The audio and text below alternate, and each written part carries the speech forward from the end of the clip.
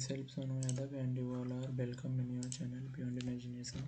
So today I am going to start a topic of atoms and molecules. In this chapter, we are going to solve the questions related to this topic. The questions will be based on the subjective and MCQ type question. So basically हम लोगों ने पहला chapter इस chapter को cover कर लिया. इसके theory points आगे इसके प्रीवियस वाले वीडियो में मैंने अपलोड कर दिए हैं और यहाँ पे हम लोग कुछ इम्पोर्टेंट क्वेश्चंस डिस्कस करने जा रहे हैं जो कि हमारे कॉलेज एग्ज़ाम पॉइंट ऑफ से कितने इम्पोर्टेंट हैं. जो क्वेश्चंस आ सकते हैं एग्ज़ाम के टाइम पर वो क्वेश्चंस हमने बेसिकली पिकअप किए हैं. So I hope it will increase your confidence in for solving the questions of this chapter. So first question है, in a reaction 5.3 gram of sodium carbonate reacted with 6 gram of ethanoic acid. सो यहाँ पे basically वो कह रहे हैं कि एक reaction है जिसमें 5.3 ग्राम सोडियम कार्बोनेट को उन्होंने मिक्स किया, जैसा कि यहाँ पे मैंने सॉल्यूशन में लिखा है. यहाँ पे कितना इन्होंने मिक्स किया है, 5.3 ग्राम इसको मिक्स किया है. ठीक है. और फिर वो कहते हैं reacted with 6 gram of ethanoic acid. जो तुम्हारा 5.3 ग्राम ऑफ सोडियम है वो कितने से रिएक्ट कर रहा है, वो रिएक्ट कर रहा है 6 ग्राम ऑफ एथेनोइक एसिड से. और जो इनका प्रोडक्ट बन रहा है दी प्रोडक्ट का 2.2 ग्राम ऑफ कार्बन डाइऑक्साइड. इसका जो प्रोडक्ट बन रहा है 2.2 ग्राम कार्बन डाइऑक्साइड बन रहा है और 0.9 ग्राम वाटर बन रहा है और 8.2 ग्राम सोडियम बन रहा है. तो यानी कि तुम्हारा ये रिएक्टेंट साइड हो गया. यहाँ पे मैं इसको चेंज कर लेता हूँ एक बार. ठीक है. और ये तुम्हारा क्या हो गया, ये तुम्हारा रिएक्टेंट साइड हो गया और तुम्हारा ये प्रोडक्ट साइड हो गया. ठीक है. अब यहाँ पे देखना ये है कि तुम्हारा जो रिएक्टेंट साइड है ये सोडियम कार्बोनेट 5.3 ग्राम लिया, एथेनोइक एसिड 6 ग्राम लिया और तुम्हारा जो प्रोडक्ट बन रहा है वो सोडियम एथेनोनेट 8.2 ग्राम जो यहाँ पे इन लोगों ने दिया है और कार्बन डाइऑक्साइड कितना मिला 2.2 ग्राम और 0.9 ग्राम. तो हम फिर उन्होंने पूछा क्या है कि so that these observations are in agreement with the law of conversation of mass coordinate. Law of conversation क्या कहता है, लॉ ऑफ कंजर्वेशन कहता है कि जो तुम्हारी रिएक्शन हो रही है उसका रिएक्टेंट और प्रोडक्ट साइड इक्वल होना चाहिए, तभी वो लॉ ऑफ कंजर्वेशन को फॉलो करेगी, अदरवाइज वो फॉलो नहीं करेगी. सो यहाँ पे mass of reactant is equal to mass of product होगा, क्योंकि तुम LHS इजकल टू RHS करोगे तो 5.3 ग्राम प्लस 6 ग्राम तुम्हारा 11.3 ग्राम होगा जो कि इक्वल होगा sodium ethanoate carbon dioxide plus water. So moving further, we are going to see another question of this chapter. So second question है hydrogen and oxygen combine in the ratio of 1:9. Hydrogen और जो तुम्हारा oxygen का ratio है कितना, ratio 1:8 है. ठीक है, ये 1:8. ठीक है. और इन्होंने फिर कहा है 1:8 by mass to form water को बना रहे हैं हाइड्रोजन, और यानी कि बेसिकली ये भी रिएक्शंस कर रहे हैं. तो वो कह रहे हैं what mass of oxygen gas would be required to react completely with 3 gram of hydrogen gas. वो कहते हैं अगर 1:8 में हाइड्रोजन और ऑक्सीजन को कंबाइन किया जाए वाटर के फॉर्म में तो कितने जो ऑक्सीजन गैस का जो मास होगा वो कितना रिक्वायर्ड होगा कम्प्लीटली 3 ग्राम हाइड्रोजन गैस के कंपेरिजन में.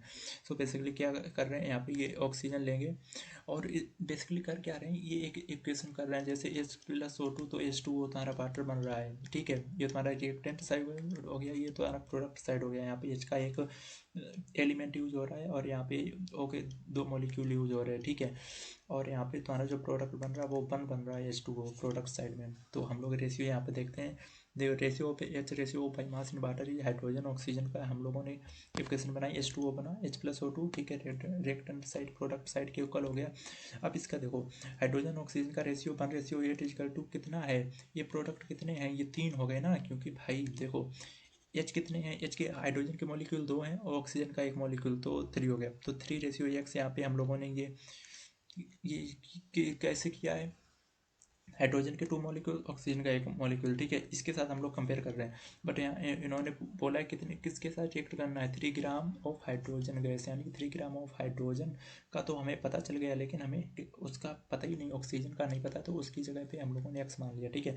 और मिड टू मिड और आउट टू आउट वाली ये इक्वेशन को सॉल्व करके हम लोग यहाँ की X की वैल्यू जैसे मिड टू मिड करेंगे तो 8×3 इजकल टू 1×X हो जाएगा. तो तुम्हारा 24 ग्राम इजकल टू X हो जाएगा. यही तुम्हारा आंसर हो जाएगा कि तुम्हारे 3 ग्राम ऑफ हाइड्रोजन में कितने चाहिए होंगे. ठीक है, नेक्स्ट क्वेश्चन देखते हैं. जल्दी से हम लोग ये क्वेश्चन कवर लेंगे. आई थिंक 15 क्वेश्चंस मैंने इस पूरे चैप्टर में कवर किए हैं. थर्ड क्वेश्चन है which postulates of Dalton's atomic theory is the result of the law of conversation of mass. वो कहते हैं डाल्टन्स एटॉमिक थ्योरी का कौन सा ऐसा लॉ है जिसमें कौन सा ऐसा पोस्टुलेट है जो ये दिखाता है कि जो इसका जो रिजल्ट है कंजर्वेशन ऑफ मास है। डाल्टन्स एटॉमिक थ्योरी की बात कर रहा है कि जो जिसमें वो रिजल्ट दिखाए कि जो ये फॉलो कर रहा है law of conservation of mass. The postulates of Dalton's atomic theory that is the result of the law of conservation of mass is the relative number and the kinds of atoms are constants। इन्होंने बताया था Dalton's atomic theory में कि कोई भी reaction हो रही होगी उसकी रिएक्टेंट प्लस रिएक्टेंट साइड जो इक्वल होगी प्रोडक्ट, लेकिन इसमें जितने भी एलिमेंट्स हम लोग यूज करेंगे एलिमेंट्स हमेशा किस में होंगे, कांस्टेंट होंगे, यानी कि ये डायनेमिक नहीं हो सकते। अगर जैसे तुमने वन मॉलिक्यूल H2 का लिया है, ठीक है, तो और तुमने दो लिया है, तो ठीक है एक ऑक्सीजन का लिया है, ठीक है, तुमने मॉलिक्यूल, तो तुम्हारा ये फॉर्म करेगा H2O फॉर्म करेगा, यानी कि एक यहाँ पे भी है एक यहाँ पे भी ऑक्सीजन H2 के दो हैं, यहाँ पे ऑक्सीजन का एक है, तो यहाँ पे भी एक ही रहा है। यानी कि इनका कहने का मतलब था कि जो तुम्हारे एलिमेंट या जो तुम्हारे इसमें कंपाउंड यूज होंगे ना वो हमेशा सेम रहेंगे, वो डायनेमिक नहीं हो सकते, वो चेंज नहीं हो सकते किसी भी केमिकल रिएक्शन में। ये ना तो क्रिएटेड हो सकते ना नॉर भी डिस्ट्रॉयड, ये इनका ये सिंपल कहने का मतलब यही था, ठीक है।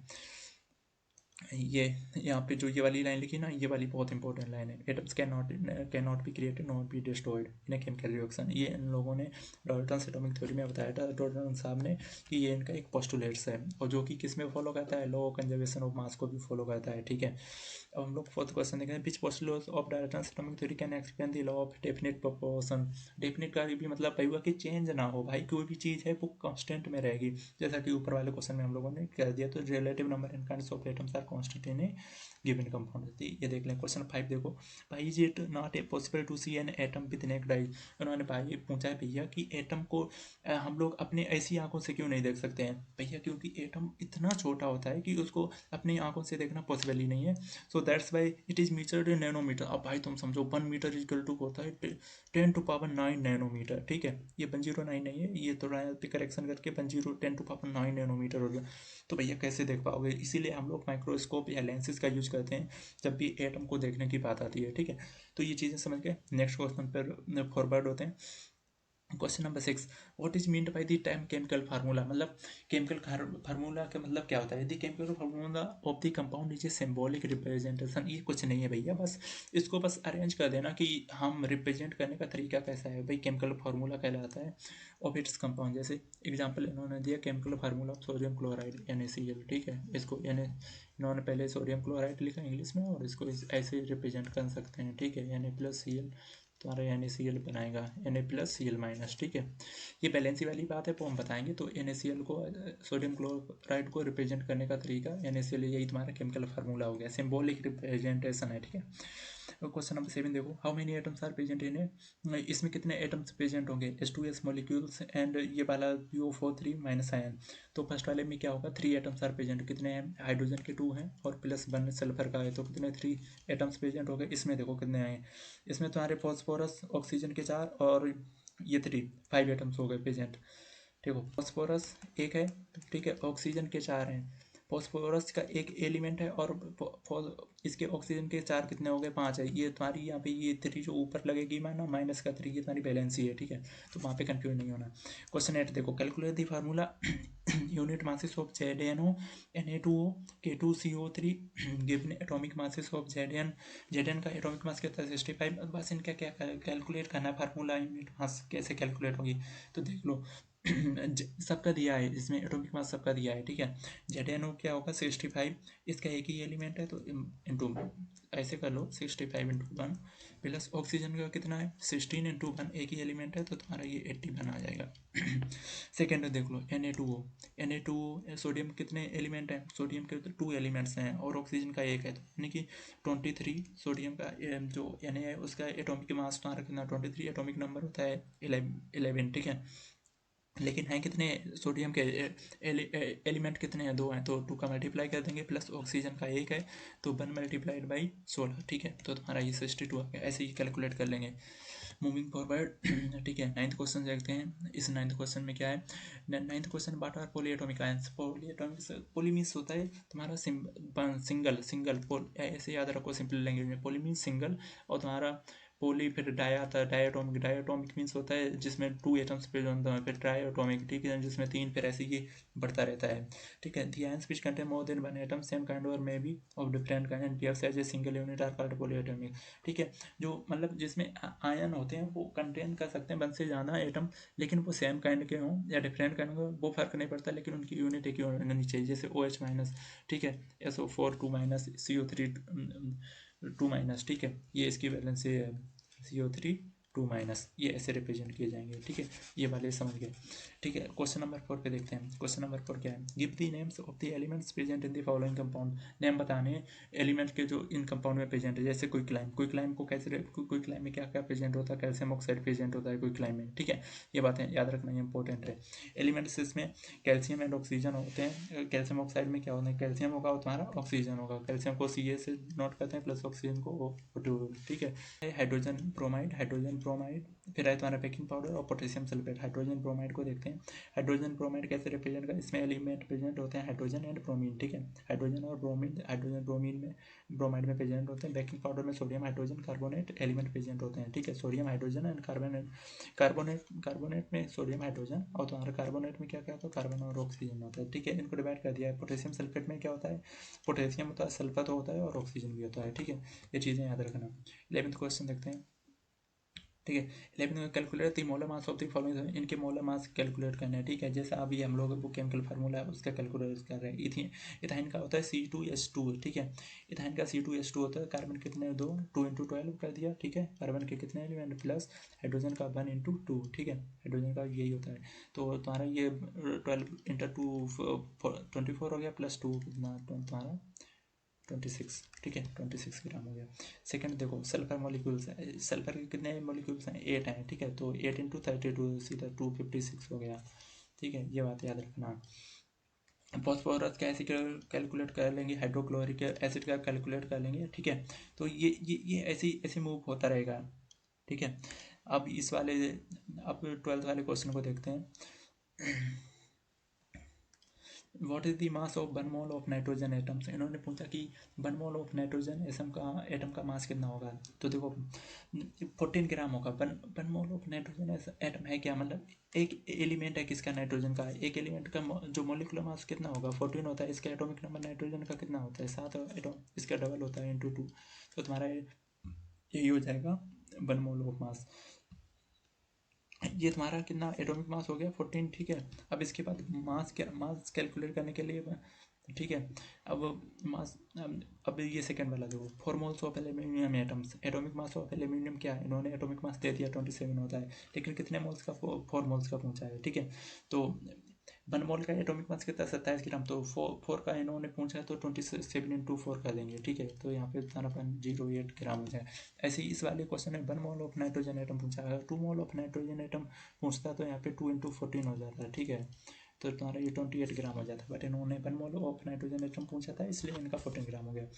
ये सी वाला देखो, थर्ड वाला 10 moles of sodium sulphide. Sodium sulphide का इन्होंने कैलकुलेट कर लिया पहले कि इसका एटॉमिक मास या केमिकल मास कितना होगा, 126 ग्राम। कितने 10 का पूछा है, इंटू 10 कर दो सीधा सा बस। अगर पेपर में दिया है तो मैं इसका वो, अगर पेपर में ये सब इसका दिया है Na2SO3 का, तो मैं अगर ये मोलिकुलर मास दिया है तो फिर ये वेस्ट नहीं करना अपना टाइम ये कैलकुलेट करने में, ये मल्टीप्लाई ये करें।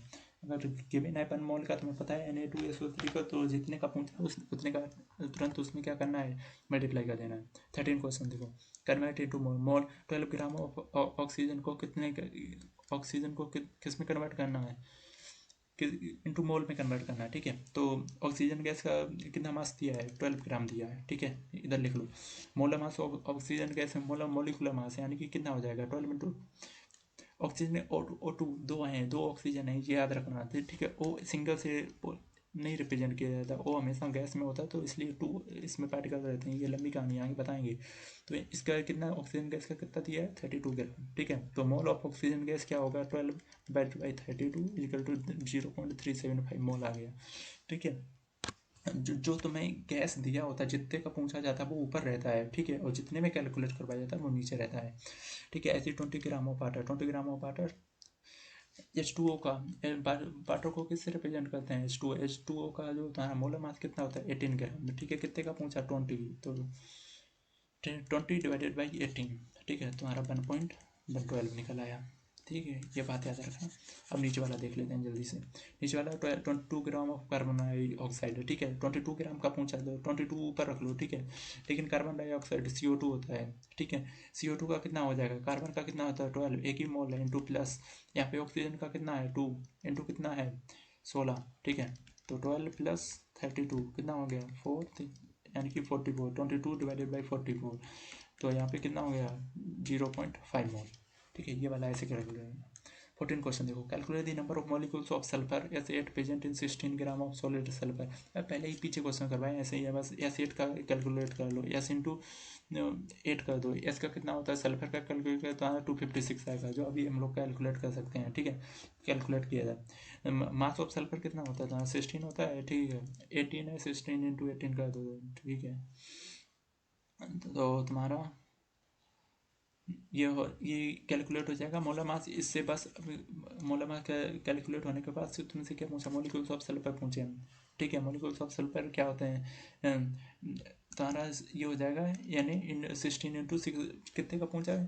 मास ऑफ सल्फर कितना है? 16 इंटू ये 6.0, ये तुम्हारा एवोगैड्रो नंबर है, ठीक है। ये याद रखना, ये तुम्हें याद होगा। एवोगैड्रो नंबर अगर पूछ ले तो कितना होगा? 6.022 इंटू 10⁻23। तो ये कैलकुलेट करोगे तो तुम्हारा ये आ गया 96.35, और डिवाइडेड बाई करोगे तो तुम्हारा इतना मॉलिक्यूल 3.76 इंटू 10⁻22 मॉलिक्यूल्स आएगा। लास्ट क्वेश्चन है इस पूरी स्लाइड का। What is the mass of, इन्होंने मास पूछा है 0.2 मोल ऑफ ऑक्सीजन एटम्स का कितना मान लो क्या होगा? मास होगा, द्रव्यमान पूछा है, ठीक है, हिंदी में अगर बोले तो मोल ऑफ ऑक्सीजन एटम्स कितने हैं? 0.2 मोल का पूछा है, ठीक है। Molar mass of oxygen atoms कितना होता है? एक ऑक्सीजन का एटॉमिक नंबर कितना है? 8 होता है, इंटू अगर इसका तुम्हें मोलर मास 2 का मल्टीप्लाई तो 16 ग्राम हो गया, ठीक है। तो मास पूछा ऑक्सीजन एटम का, तो 16 का मल्टीप्लाई सीधा करता तो 0.2 से, तो 3.2 ग्राम। ऐसे 0.4 मोल ऑफ वाटर मॉलिक्यूल्स पूछा। H2O का कितना होता है, ठीक है। ये कैलकुलेट कर लो, ये बार बार नहीं। 16 प्लस तो H2O का कितना? 18 हो गया। लेकिन कितने पूछा? 0.5 का मल्टीप्लाई कर दो तो 9 ग्राम हो गया, ठीक है। तो ये हम लोगों ने इसके क्वेश्चन कवर कर लिए। अब हम लोग नेक्स्ट चैप्टर देखेंगे, और till then bye bye, take care. अगर तुमको कोई सी चीज़ें इंप्रूवमेंट चाहिए तो पहले से बता देना, या कमेंट सेक्शन में डाल देना कि कौन सी चीज़ें कहाँ पर चाहिए। अगर नोट्स चाहिए तो एक बार ज़रूर वहाँ पर मैसेज कर देना आकर कि हाँ नोट्स चाहिए, तो मैं उसकी लिंक प्रोवाइड कर दूंगा चैनल टेलीग्राम या दूसरे चैनल की। So thank you guys, bye bye, take care.